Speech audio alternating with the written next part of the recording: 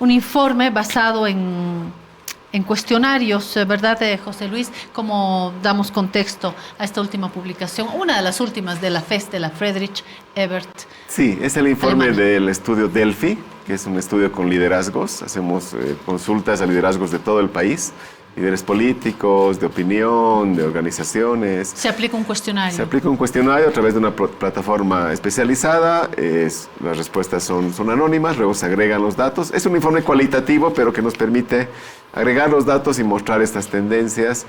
Los resultados son trimestrales, ya llevamos 15 informes desde el 2020. Un poco para ver esto, o sea, responde un grupo selecto, pero Sí. es un grupo representativo porque es la gente que está marcando agenda, tomando decisiones, opinando. Y bueno, preguntamos sobre percepciones sobre el rumbo del país. En esta encuesta, en este estudio Delphi, ha salido el dato más negativo, cerca del 81% cree que vamos por mal camino, es el más alto desde el 2020. Creo que esta es una de las noticias. Nosotros habíamos hecho una nota sobre las polarizaciones, pero creo que este es un enfoque valioso. Les invito a revisar algunos cuadritos y los podemos ir comentando, José Luis, de este informe de la FES, de la Friedrich Ebert, una fundación alemana.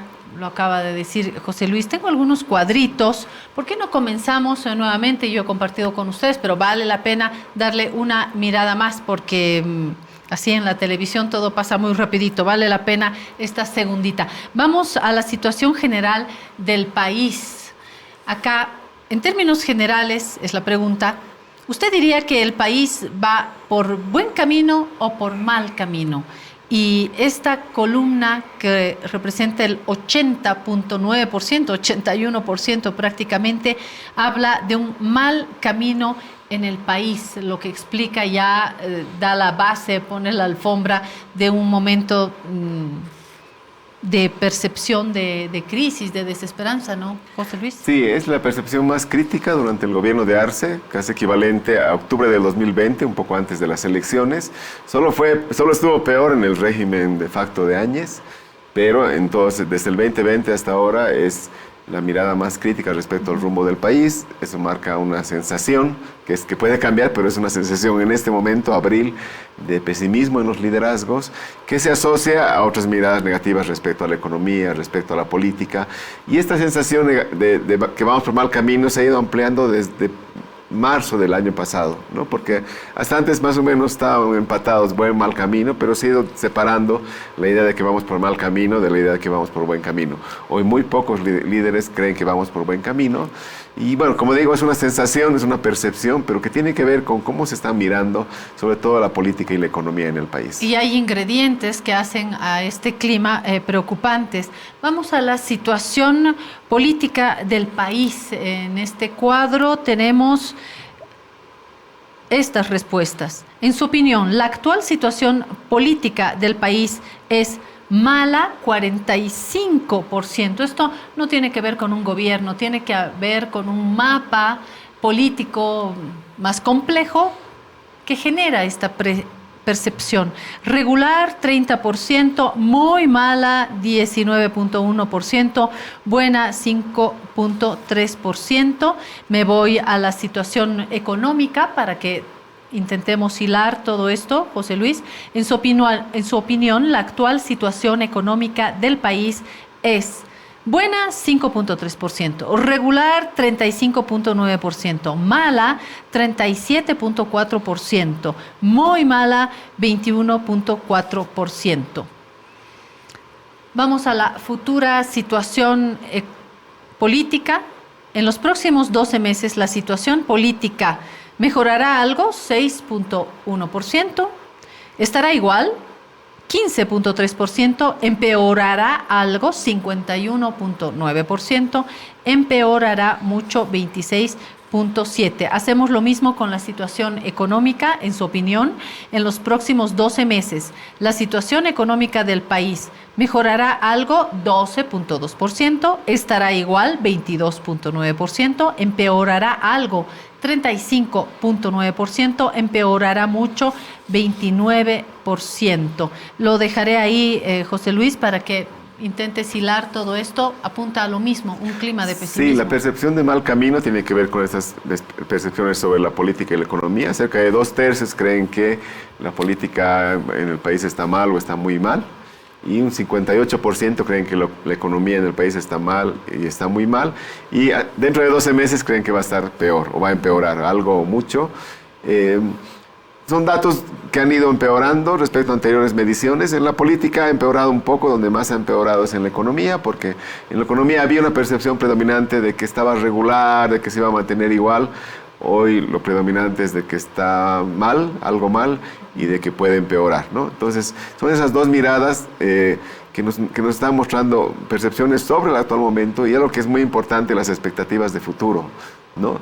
Siempre los datos hace algún tiempo sobre expectativas de futuro, sobre todo respecto a la economía, eran mejores, ¿no? Creíamos que iba a mejorar, que por ahí vamos a mantener nuestros ingresos familiares, pero no que iban a empeorar. El control de la inflación ha dado certidumbre también, me da la sensación, porque medimos mucho por nuestra economía familiar, individual, ¿no es cierto? Sí, ¿Qué elementos han y eso podido es justo intervenir? lo que más, porque hay una pregunta sobre valoración de la gestión del presidente Arce, y efectivamente la estabilidad de precios, el control de la inflación es lo más valorado por estos liderazgos, un poco la gestión de la economía, pero claro, cuando vamos a temas políticos, crisis de la justicia, corrupción, polarización, narcotráfico, inseguridad, polarización, ahí la percepción es más crítica respecto a la gestión del presidente Arce, y eso tiene que ver también con una alta preocupación por la conflictividad en el país. Predomina la sensación de que vamos en un escenario de conflictividad, de que hay una persistente polarización. La buena noticia, si cabe, es que 2/3 creen que sí estamos muy polarizados, pero que al final del camino podremos resolver estas diferencias pacíficamente y no un enfrentamiento abierto o violento. Yo diría que en estos dos columnas de preocupación, la economía, la política, diría que en la economía obviamente apunta más al actual gobierno de Arce, porque son quienes, pese a las turbulencias de afuera, a las turbulencias internas, como dijo el propio Luis Arce, al boicot, hay un titular y ese es el gobierno, es el presidente, es el ministro de Economía. En el caso de la política, esta columna se ve más afectada un poco por este enco político del que no solamente es responsable el oficialismo, sino las oposiciones, y a estas alturas del partido el MAS Evista es parte del bloque de las oposiciones. Entonces acá entran todos y generan otra vez esta idea de incertidumbre, de pesimismo, de falta de confianza, que tiene que ver también con la economía. Ya me han enseñado los economistas que han estado acá que de la confianza dependen también los resultados, ¿no? ¿Qué hacemos con los dólares? ¿Qué hacemos con nuestros ahorros? ¿Cómo gestionamos nuestros recursos? En fin, propongo ir al cuadro de preocupación actual para terminar esta rondita y compartirla y comentarla también. Dice, considerando la situación actual en el país, ¿cuáles son los temas que más le preocupan a usted? Y ahí tenemos crisis económica, volvemos al tema, con mayor pobreza y desempleo, 80.9%, muy lejos de los otros temas. Autoritarismo y persecución política, 16%, polarización política y riesgo de enfrentamientos, 26.7%, crisis de la justicia y elecciones judiciales, 21%, y lo dejo ahí, corrupción en instituciones, 13.7%, vea usted mismo el cuadro. Vamos al siguiente, preocupación por la conflictividad. ¿Cuán preocupado se siente usted por la conflictividad en el país el año 2024? Muy preocupado, 41.7%. Algo preocupado, 50.4%. Entre los preocupados y muy preocupados, miren, hacemos un pedazote, ¿no? Poco preocupado, 7.9%. Y si nos vamos al siguiente cuadro, esta sensación sobre el futuro. Considerando el contexto actual en el país, ¿cuál es su principal sentimiento sobre el futuro del país en los próximos meses?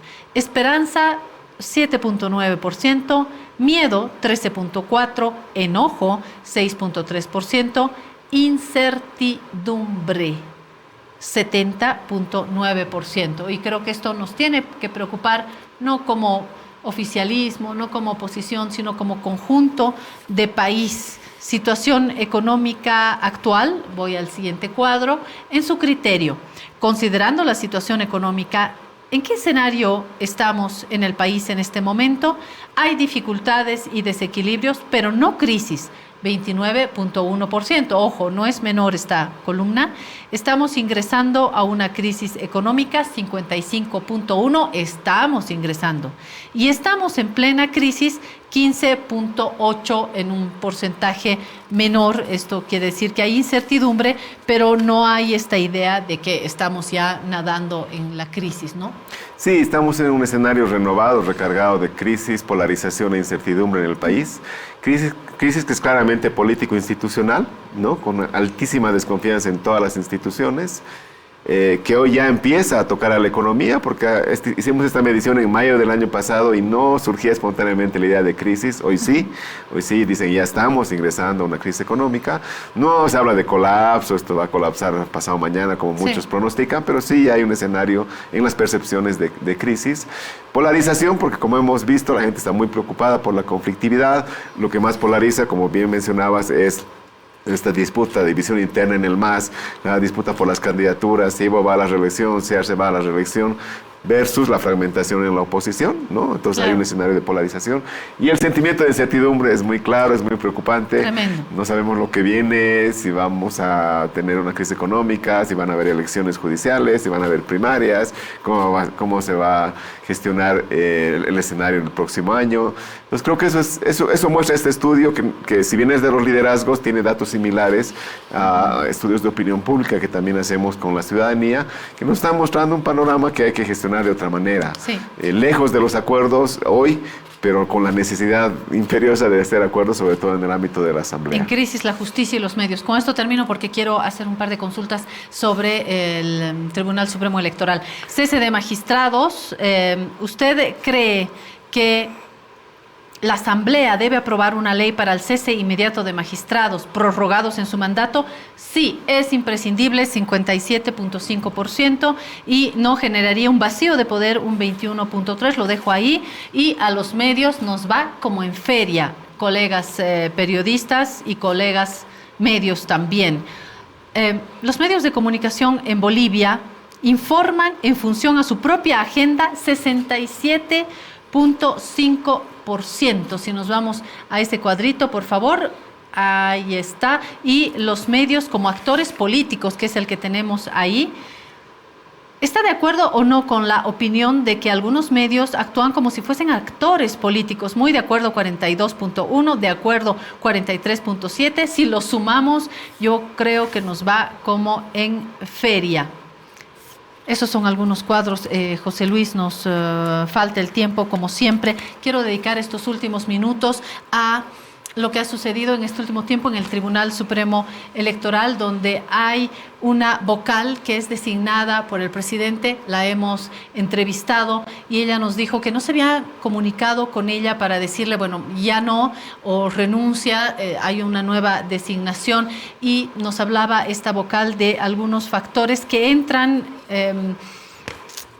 a contramano de lo que nos dice Israel Quino en este último número del Animal sobre la designación de vocales. Nos dice Israel, palabras más, palabras menos, Israel Quino, que no aplican los mismos criterios a esta vocal que al resto de los vocales porque no ha sido electa, ¿no? El cumplir con sus años de gestión, que tenga que presentar una renuncia o una causal de incapacidad física, permanente, ¿verdad? ¿No? Permanente. Y ella nos decía, no he renunciado, no ha terminado mi periodo, pero acá leyendo a Israel Quino, uno dice, no tiene el mismo estatus. Israel Quino también dice que tampoco hay separación de poderes por ser designada por el propio presidente, pero esto está en nuestras normas. José Luis, ¿qué nos puedes decir al respecto? No, primero lamentar que algo que debería ser o podría haber sido un cambio normal, se ha hecho de una manera tan torpe, generando tanto ruido. Las formas, y ¿no? tanta tanta ataque al Tribunal Supremo Electoral. O sea, si ya tenemos un Tribunal Electoral que requiere ser cuidado y blindado, este hecho lo pone en situación crítica, ¿no? Esa es una interpretación, la que hace Israel Kino. Dice: el presidente tiene la atribución constitucional, la prerrogativa de designar un vocal, ¿no? Y un decreto anula otro decreto, entonces no hay necesidad de comunicarle a la anterior vocal, que ya dejó de ser vocal. Pero las formas cuentan. Yo creo que hubiera sido lo deseable que la vocal renuncie y se designe otro vocal. Y no que se entere por las redes o por una entrevista, porque eso realmente daña la institucionalidad, como la daña el hecho de que muy pronto los evistas, la oposición salgan a decir: este nuevo vocal es el que va a operar el fraude judiciales 2025, claro, 2026, 2030, no sé qué, ya lo acusan de todos los males, cuando el nuevo vocal es un vocal de primera, yo lo conozco desde hace muchos años, es uno de los mejores vocales departamentales del país, con una carrera de 20 años, o sea, conoce muy bien, va a reforzar esa sala plena, pero la forma en la que hacen las cosas lo daña a él, daña al Tribunal Supremo Electoral, y claro, ahí hay una discusión. Y a la vocal saliente. Y a ella que la maltratan, porque claro, ella es una autoridad finalmente, ¿no? Y esta es una interpretación, la de Israel, pero hay la otra interpretación que dice: bueno, el vocal, el momento en que es designado, sea por el presidente, sea por la asamblea, deja de ser vocal del presidente o vocal de la asamblea y pasa a ser una autoridad de un órgano del Estado. No es un ministerio, es un órgano del Estado, por lo tanto nadie tendría que tener la atribución para destituirlo en cualquier momento. No es un ministro, ni es un ministro al que destituyo y nombra a otro. Es una autoridad electoral cuya independencia y autonomía requiere estabilidad en el cargo, o sea, que solo concluye su mandato cuando por las causales establecidas en la ley. Es algo que está en contradicción en la Constitución, pero al final del camino, más allá del maltrato, de que no se cuidan las formas, de que hay este debate sobre la prerrogativa presidencial, al final del camino lo que se está dañando es la institucionalidad electoral en un momento muy complejo, donde vamos a un ciclo electoral incierto. No sabemos si van a haber elecciones primarias, no sabemos en qué condiciones se realizarán las elecciones generales el próximo año, que ya... Por no hablar de las judiciales. Ya es muy pronto, y claro, y las elecciones judiciales que están aquí muy cerquita. La tormenta perfecta. También quiero aclarar, José Luis, que la vocal nos había hablado también de un impedimento del actual vocal Ávila, ¿verdad? ¿Es el apellido? Sí, Gustavo Ávila. Gustavo Ávila, que decían que él no podía porque tenía que respetar 3 meses para poder formar parte de estas otras funciones. A lo que Israel Kino dice en este artículo en El Animal Político que no corresponde, porque como él no es una autoridad electa, no debe cumplir este plazo de los 3 meses. Pero bueno, qué complicado está todo, y creo que teníamos la necesidad de aclararlo, por lo menos acá. El panorama está incierto y confuso sobre todo. Sí, yo reitero y hago un llamamiento a actores políticos, al gobierno, a la oposición, a la ciudadanía, a los medios, que nos hagamos el firme propósito de cuidar el Tribunal Supremo Electoral y los tribunales departamentales, porque al final del camino, en escenarios, en coyunturas de crisis, lo que nos queda es la salida electoral, que es la única salida pacífica, institucional, política, frente a probables escenarios de violencia y enfrentamiento. Entonces hay que cuidar esa salida. Si generamos una crisis en el Tribunal Supremo Electoral, sería dramático, sería realmente un escenario mucho más crítico que el que estamos viendo, sin salida electoral. Y eso puede ser peligroso para nuestra convivencia en democracia. Totalmente, y no es un consejo, es actuar sobre lo que ya hemos vivido. Si no lo cree, vayamos otra vez al 2019. La crisis institucional y la polarización y el papel de los medios nos ha llevado al descalabro del 2019 con todo lo que ya hemos vivido y que hoy seguimos pagando. No solamente con las crisis actuales, con la polarización, que también lo dice una investigación de la FES junto a la Konrad Adenauer, la polarización termina afectando a la salud mental. Cuán cierto sea, cuán probado sea, creo que es evidente que las crisis sociales y estas polarizaciones no nos hacen vivir bien. Ojalá no estemos rumbo a una nueva crisis. Gracias, José Luis, como siempre. Con gusto, Claudia, me da mucho gusto estar aquí.